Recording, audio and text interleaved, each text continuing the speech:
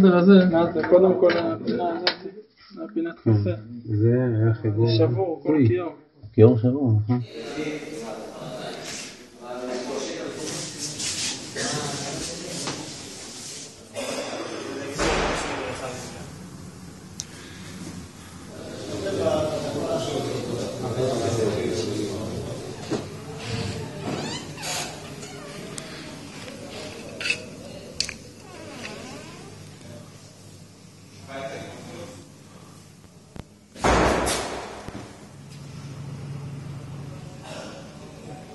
בעצם לקחו את כל המשרדים מלמעלה, שפכו אותם לפה, זה כולל מחשבים, מעבירים, כל המסמכים של הישיבה.